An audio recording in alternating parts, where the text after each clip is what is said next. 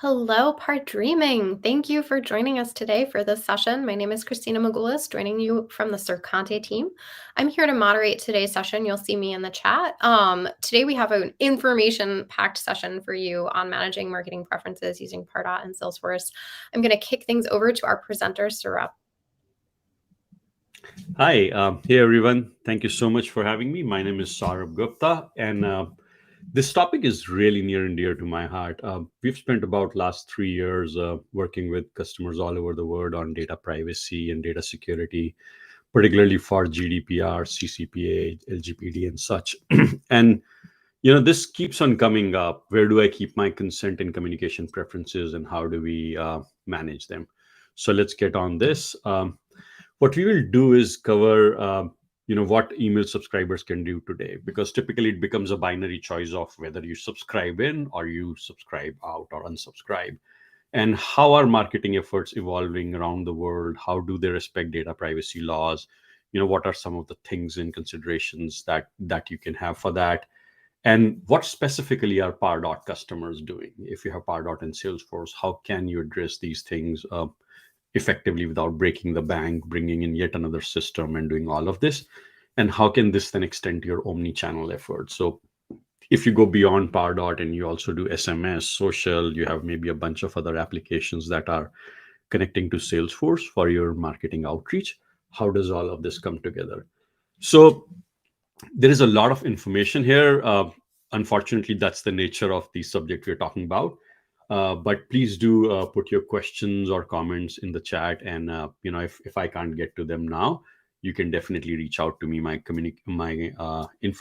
contact information will be in the deck as well, and you can also reach out to me on LinkedIn. I'm fairly active there. All right, so getting on with this, let's start with what the ideal customer experience is, right? So here's kind of what I, and hopefully you and all of us, expect as consumers and customers, right? We fill some sort of a lead form, right, somewhere, and we say, hey, contact us, want to learn more, I want to attend your webinar, download a white paper, whatever it is. And when they do that, you're probably asking for some sort of consents, permissions around, hey, can we send you a newsletter? Can we send you this, that, and the other? Once that information comes in on your end, there is a slew of activities that probably need to happen.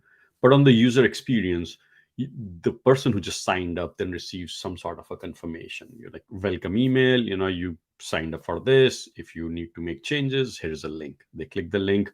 They can go make changes to their preferences, how they want to be contacted, for what kind of things they want to be contacted. So the channels and the purposes of communication. And this sort of a self-service is hopefully in some sort of a branded preference center. You can have your own user experience, things like that. And eventually, as you keep on building that relationship, and your brand trust becomes deeper and deeper with those customers, you also want to make sure that you send them a reminder when it's time to renew those consents. Under regulations like GDPR, a consent cannot last forever. You have to have policies around how long is considered reasonable by your legal counsel and the regulatory authorities in that region. And then when you get to that point, you want to renew these. And the whole outcome of all of this is that we are building a deeper engagement with our prospects and target segments, and our brand is building a mind space in their heads, and eventually they like it enough, they recommend it to their friends and things like that. So that's all great. That's where we want to get to. Let's talk a little bit about what we are seeing in the real world here, right? So last 2.5 years, I don't really need to tell you, we've had COVID. And what that has done is it has dramatically fueled digital outreach more than ever. Every organization, every industry, even those that were traditionally laggards in technology, have increasingly invested, and we see that signs of that all around us. Great time to be in technology. And what happens with this is, there is a greater need to personalize to consumer preferences. We are all getting bombarded with marketing messages all day long. So brands that can cut through noise are going to do that, not only on the quality of content and emotional appeal, but also on their ability to respect our preferences and really do permission based marketing, because everything else is spam to me today. right? And for doing that, we are now relying increasingly on way too many applications. You have Pardot, you may have some SMS application, you may have social media oriented applications, and you have Salesforce. So you're trying to connect all of this together and make sure that you're offering a consistent omni-channel experience. The wrinkle in it, if you will, is we have privacy laws. And when you think about these privacy laws, they now have a lot of teeth. In the last 3 to 4 years, with regulations like GDPR, California's CCPA, Virginia's CDPA, Brazil's LGPD, China has PIPL, I believe it's called. Australia has similar laws. Canada has very strict laws for a very long time along these lines. So all of this adds another aspect that we need to be aware of. We need to be respectful of our consumer, customer, and target segments preferences, but we also need to be cognizant of doing this in line with the regulations that apply to us. So let's talk for a minute about what that means. A lot of these regulations are really designed because this is the regulators and governments catching up with technology, right? So the idea here is that we are treating personal data fairly, transparently, and lawfully. And what that means is, it's not a free for all, right? We need to have consent from individuals. We need to be respectful of their opt-in preferences, and we need to process their information in line with those preferences. And obviously, not complying with it has an impact on your brand. It can cause embarrassment. There are a number of cases where companies were fined, and you see that prevalently much more in Europe than you do in United States. But the tide is turning here as well, and these laws have teeth. You can be fined a significant amount of money for it. In addition to all that, in addition to the stick of data privacy laws, I think it's the carrot of building consumer trust, right? We want to be a brand that is that makes an appeal to our customers, that is liked by our customers. The days of spray and pray are kind of not working anymore. Um, so with that in mind, let's talk about what that means for Salesforce and Pardot, right? Um, your options typically are, if you do nothing, you have the ability to, there is an unsubscribe link. You send me an email, I look at it, doesn't really interest me, I unsubscribe. Now you may have 5 different kind of emails that you're sending to me. I may be interested in some kind of them, right? I may be interested in learning more about how I can improve my life with your products, but I may not be interested in some marketing deal, coupon thing, or partner information or something. So the binary choice of unsubscribe or subscribe, or opt in or opt out, is not really that effective. What we want to see is to kind of also have an option to opt up or opt down to get fewer emails in areas that we are interested in. So let's talk a little bit more about how that looks and how you can do that with Salesforce and Pardot. So the good news is, with Salesforce, you have all of the capability that you need today for doing something like this. It's just presented in a manner, it's packaged in a manner where it requires a fair amount of glue around it from automation perspective. So what you see on my screen on the right, the contact point type consent, that's a standard object in Salesforce today, which means your Salesforce, your client's Salesforce instance today has this thing. Salesforce in the last 3 years introduced about 13 or 15 new objects, primarily for consent and communication preferences. Notable among them is an object called individual and contact point type consent. There is a lot more on it, and obviously, in the 25 minutes we have, I wouldn't be able to do justice to it. But I have blogged quite a bit about it, and I'll share those links later. Um, Essentially, the idea here is that you have a completely auditable, record of someone's opt-in, right? What you see here is, this is an opt-in, and this is an opt-in for product recall SMS. So, you know, your, I don't know, tire company, electronics, automobile, and a physical product company, and they're like, yeah, if you have a recall, let me know. And you know what? Maybe you're a medical device company, you SMS me if something's not going to work or if you have a challenge, and I'm opting in for it. You got my opt-in from an email or from your website or whatever. So how was this opt-in obtained? How when was it obtained and when is it effective till. So you have an effective from and to. And the idea of capturing this information in Salesforce is the minute you do that, you now have the ability to leverage it inside Pardot and in any other sort of marketing channel application that you're using. So if you use SMS or anything else, right? And that's what you want to do. And the ability to do this, to get to this point, can be from your lead capture form, if from your Pardot lead capture form, from some other place. However, you're bringing this lead information or contact information inside Salesforce, you can automate creation of these. That's the space that we work in. We are a product company, so we automate a lot of this. But these objects exist in your Salesforce today. So 60% of our product you already have. You want to build it yourself, you definitely can. I'll share a link of a blog where I actually explain how this is done. So let's take an example of how this happens. And again, since this is a great example, I took this form because it looks really simple. Just full disclosure, they're not our customers, just an example. So you look at this form, you're signing up, they're like, sure, let me know about offers and services. Great, very traditional sign up form. You may have something like this. When someone hits register, you send this information either through web to lead to Salesforce, or you get it in Pardot and eventually sync it to Salesforce, something like that. And we've built capability around how we take these checkboxes and create consent records out of it on that contact point type consent. So the second part of this is how it looks inside Salesforce. What you're looking at here is this, are the consents. So what you see here are all of these channels for consent. So whether it's email, SMS, social, and what you see here are the purposes, right? So you have channel and purpose, and these are both things that now allow you to have extreme amount of granularity on who I'm sending an email and what is that email for, or who am I sending an SMS and what is that SMS for, and does this person want to get that or not.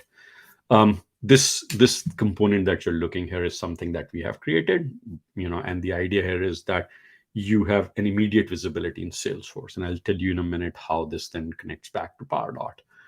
The other thing is, if you have call center, if you have salespeople who are using this information, then this banner here is where we are also showing that this person opted out of something, because you don't want your front end users to kind of violate this, right? So that's the idea. But essentially what you've done is with this sort of a simple setup, you now have a single view into consent, and you can use this across your omni-channel marketing. I'm seeing there's a bunch of comments here on the left. What I'm going to do is I'm going to go through a few more of these slides, and then I'll take up those questions.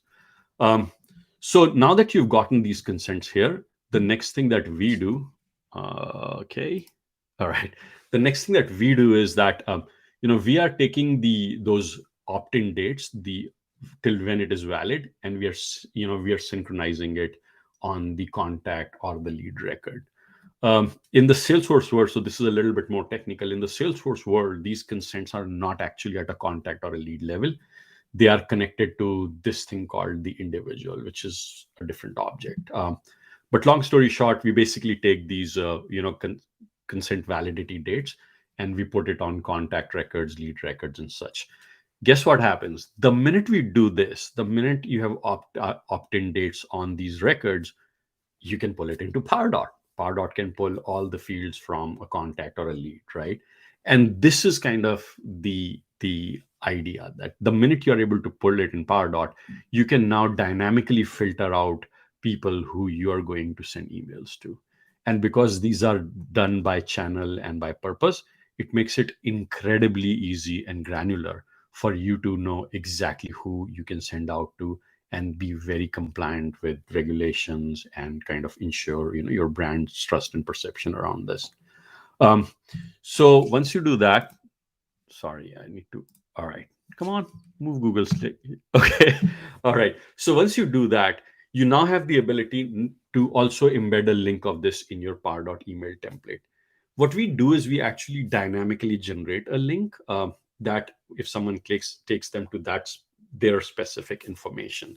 And by embedding this here, what you're doing is you have an unsubscribe, you may have your privacy or whatever, but you also have a manage preference link, right? So when they click this, You can now redirect them to a self-service portal. You can do that with communities. We actually have built capabilities so you can use the free version of community and you don't need to buy licenses for it if you would like that. If you already are using authenticated user licenses in communities because you have a customer portal, you can leverage that. If you want to create your own custom portal because it sits better with your brand, I have customers who take that route. Then we expose everything that we have through APIs, and that allows you to very easily have all of this. Um, so essentially, what we have done is this is kind of where we close the loop, right? We collected consents, we have it centralized in Salesforce, we now embed it in an email so that your subscribers can click on this and then they can go and manage their consents. And here is how it can look like, right? When they click on this, they are now seeing a similar version to what we were looking inside Salesforce, where they can see when are these consents expiring. They can check these on or off. And essentially, this is what's getting synchronized back inside Salesforce. This is running on top of Salesforce. This is a Salesforce page, right? But it can be in a separate website or anything else. So you are able to do this really easily. And you're able to make sure that this is happening at scale, so you don't have someone manning the phones when they call and say, hey, I want to get rid of it. Anyways, and we also expose these consents and our APIs through what is known as invocable in Salesforce, so you can leverage it inside flows. So if you're using third-party SMS or other technologies like Mowgli or such, which are run on flows, then you can really connect and look at these consents and leverage other technologies based on that. So essentially, the process is really simple. We are asking for permission, we are creating consents, we are sharing it across Pardot and anything else, and we are enabling self-service so that your subscribers can update them.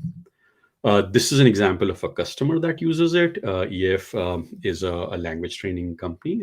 They are based in Switzerland, and what they're doing is they use Pardot, and they also use our product on Salesforce to do pretty much what I just described. In addition, they use REST APIs to also connect it to their mobile app, and so they can have people turn notifications on or off and do other things like that. We are on App Exchange, and this is the Salesforce App Exchange case study that they did for this customer. So basically, that's really a lot on this subject. As I mentioned earlier, if you go to our website, cloudcompliance.app, on our blog, I have extensively written about this, and there's a lot of technical information on it. I'm going to take a look at the questions in a minute here. The next steps on this, for your organization can be, if this is a direction that you want to go in, you may want to identify how you can leverage omnichannel, across all of these. Figure out the second point here is pretty key, to figure out what channel, what purposes you want to leverage this, and kind of look at how that outreach needs to be to Pardot and beyond. And if you'd like to understand more, or test this out or try it out, you can definitely reach out to us. Essentially, the idea is that your setup can be small and mighty, right? You don't need to kind of buy a completely standalone consent package and spend a lot of time and money on it. This is something that you can do with a lot of things that you're already invested in. This is our information. You can take a look at our website, and you can book a demo. We are an App Exchange partner. Our customers typically go live in a matter of weeks with the solution that I was talking about. This is my information. Since it's getting recorded, you'll have that. I'm going to see if I have a minute or two to answer questions. And thank you to our sponsors. Christina, I'm good for some questions. Yeah, we have about 5 minutes questions. I can pull some from the chat here. We have one here. Which form would you use to ask permission? Salesforce form or Pardot form? So, Faye, when you say ask permission, are you talking about initial lead registration? Well, either one works. You could use any of these or some other third party, depending on how those leads are getting into Salesforce. If you're using a web to lead, then we really don't care, right? We actually have what we call short codes that allow any checkboxes that people are clicking. When you transmit this information to Salesforce in a web to lead scenario, we will automatically generate the corresponding consents based on whatever was checked. If you're using some other mechanism to bring this information inside Salesforce, then we again leverage a similar idea. We have batch processes that will basically pick up all of these and generate out consents. So that's kind of the short answer. Reach out to me if you would like more detail on it. All right. The second is, how do you handle consent management when someone's email or domain changes, such as org rebranding, and try to opt out, but Pardot doesn't recognize? So what we are doing in this particular case is, because the Salesforce's consent management is driven by individual, which is sort of another object. So individual is connected to contacts, lead, and all of that. And for this particular thing, if you need to update those email addresses because your domain, someone's domain changed or whatever, and if you just do that much, that's fine, because between individual and contact, they are now related through an individual ID. So we use these identifiers like email for initially matching contact or lead. So Saurabh at Gmail may be in as a contact and a lead, and now it's associated to the same individual. And then we don't care about email anymore. It can change as often as it needs to, because they are connected at a system level. I know this is probably not a very compelling answer in the short amount of time. This is a much broader topic, but happy to have a conversation on it. We're just launching Pardot and email marketing. How do we approach compliance with existing CRM, since we haven't had opt-in in past? So this is a question that is part technical and part legal. You want advice from your counsel on how you want to do it. What I have seen other customers do is they actually go through the whole process of opt-in. And there's a really good chance that a lot of people who didn't give opt-in earlier, or when it wasn't asked, will just drop out. And frankly, what I've heard from our customers is that's okay. People who are not willing to give you an opt-in don't really care about what you're sending them anyways. But the way I've heard a customer, I've heard from customers, and what they do is they basically start afresh. You bring all of these in, send out an email saying, hey, we'd like to get an opt-in. You had expressed interest earlier. Here's a link. They click, go to that same self-service page. They make choices. If they don't respond, you basically eliminate them. What's the next one? Typical consent period length. Yeah, again, it's a totally a legal counsel question. It depends on a variety of factors, but the underlying premise is, especially from a GDPR point of view, the premise is you're thinking in favor of the data subject, of the individual whose data is getting processed, not in the favor of your company. So I would want to have consent forever, but that's not acceptable. It has to have a reasonability in what you're asking, and that is where your legal counsel comes in. Particularly, for example, in UK, the authorities Information Commissioner's Office, or ICO. So if you're doing a consent that seems unreasonable to ICO, then you have a problem. So if you're typically if it's someone signed up as a lead and you go, well, we believe 12 months is a reasonable consent time, and that's something that your legal nods yes to, great, that's what you're doing. For someone who's a customer, there may be a completely different set of laws. Data retention in Europe and Australia is 6 or 7 years. So you may keep a large amount of this information for 6 or 7 years. That does not necessarily mean that you can market to them for 6 or 7 years, but you may still keep their consents on customer service for 6 or 7 years. So really depends on the law. From a technology perspective, we are happy to keep it for whatever duration. It's a from and a to, so works pretty well. Where can we find this view? Riley, I don't know which you're referring to. I'm guessing it's one of the Salesforce things I was showing. Well, that's our product, a native app exchange application running in Salesforce. Please reach out to us if you'd like to learn more. Happy to show that view. Thank you. I know that view is awesome. Where do you find cloud compliance in Salesforce? Through us, please. You buy it. It's a product. It's an app exchange product. Yeah, the consent tab and section is custom made. We did create. It's a Lightning component that you're looking at, and this is available from App Exchange. As you can see, there's a link posted. Last one, Angela, send a one-time email asking them if they'd like to opt in with a link to your. Yeah, pretty much. Yes. That would be the way to ask for consent, is if you have people that you don't have consent from.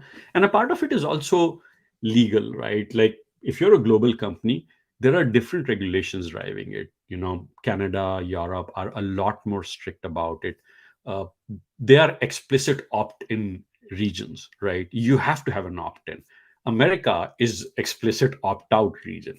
Unless someone opts out, you can continue sending them. And I'm kind of simplifying it.